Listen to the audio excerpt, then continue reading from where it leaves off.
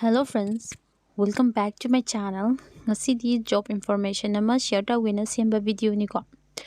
So Government of Manipur Office of the Controller of Technical Education dagi thokakpa notice ne ko. Karinu haragadi khuygi kenogi Government of Polytechnic College ki oina purely temporary basis na lecturer khara guest lecturer khara kauriba. So magi number of vacancy se kya no magi kai subject ki no haibado haifit ying se buko civil engineering ki oina mari ni ko kauri se then electrical engineering ki ohum mechanical engineering ki mari electronics and communication engineering ki ani pharmacy ki mari humanities economic ki ama pol science or history ki ama punna ani ne buko kauri se duga mathematics ki oina ani physics ki ani chemistry ki ama and computer science ki ama ne ba so total 25 lecturer ni ko rise ko guest lecturer ni se temporary oina ko oina ko hidi direct recruitment na te permanent na te ba ko temporary ne ba ko rise and particular minimum eligibility criteria kenogi matungina AICT gi regulation gi matungina ko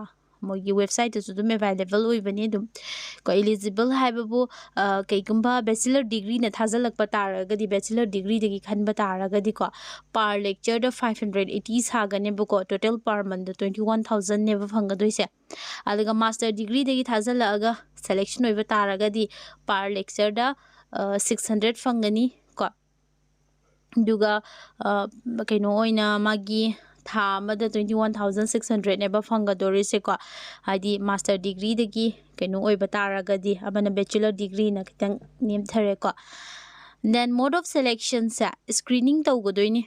screening tawgoni ko screening gi written gi MCQ written gi 70 marks ki thani aduga viva boys ki 30 ki thane bu ko total 100 ne bataw doise and form fill up kai sidi 4 November dagi horaga 11 fodani 1000 doise ko makoi gi mafam da chalaga 1000 doini hadi kenogi date of issue and submission of application form sa Office of the Controller Technical Education takil sa Imphal West da lay ba takil sa sikis da pung tara da gina ahum makai pau da nebo working days da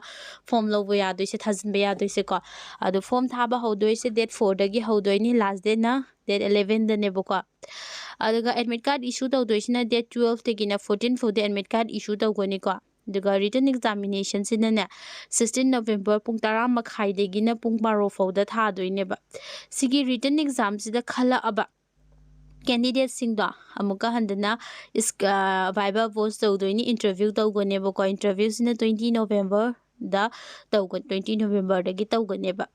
so form 1000 bagi matam sina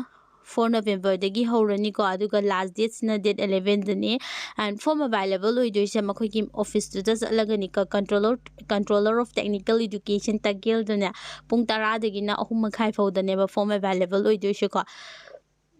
date 4 dagi hodoini aduga admit card sina date 12 thina 14 fo the issue do doiba